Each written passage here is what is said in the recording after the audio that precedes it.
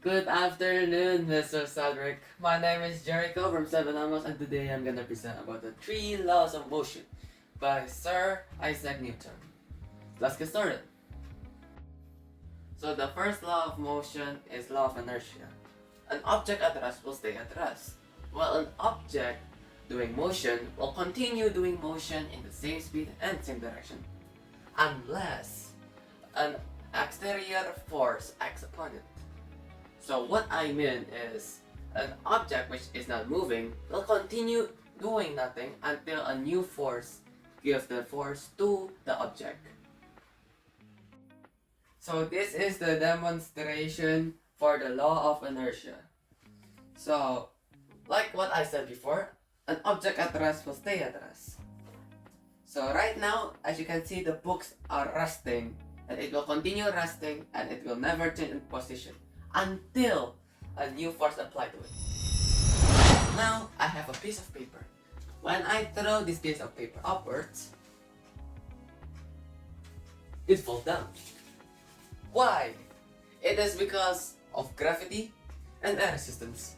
Without gravity and air resistance, the paper will travel upwards non-stop in the same direction and same speed. But now there's gravity and air resistance. So the force of gravity pulls down the paper, while the force of the air resistance pulls the paper sideways. So that's why you can see like the paper like hovering the air like sideways. The second law of motion is a law of acceleration. So before that, we need to know acceleration and the two variables that depends on it. So the force acts on the object, and the second one is mass of the object. So we know that the formula is force equal to mass times acceleration. So force is the push or pull of an object, and the unit is newtons. The second one is mass.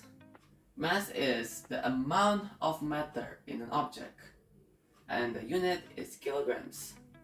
The third one is acceleration. The rate of the object change is velocity, and the unit is meter per second square. This is the demonstration for the second law of motion, which is the law of acceleration. So you see, this is the example. When I pull like this empty luggage, I only apply a little force. It's easy to pull. But now, I take weight, I put it over here,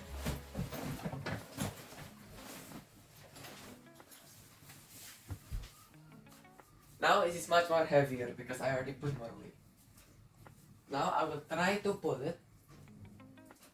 Now I need to apply more force to pull this. The third law of motion is the law of interactions. So for every action, there is an equal and opposite reaction. So what I mean is, object A exerts force on object B. Then object B exerts an equal and opposite force on object A. Now I will demonstrate you about the law of interaction. As I said before, for every action, there's gonna be an equal and opposite reaction. For example, let's say I am now applying 10 newtons the force. For the force, I'm gonna do like this. Then when I do that, like that, I apply 10 force to this punching bag. Then the punching bag applies 10 force back, 10 newtons back to me. So in conclusion, that there's an infinity possible numbers of how many newtons you can punch the punching bag, and the punching bag will do the same number as how much you did to the punching bag. Thank you. Thank you, Mr. Cedric, to listen to my presentation. I hope you have a nice day, and bye bye.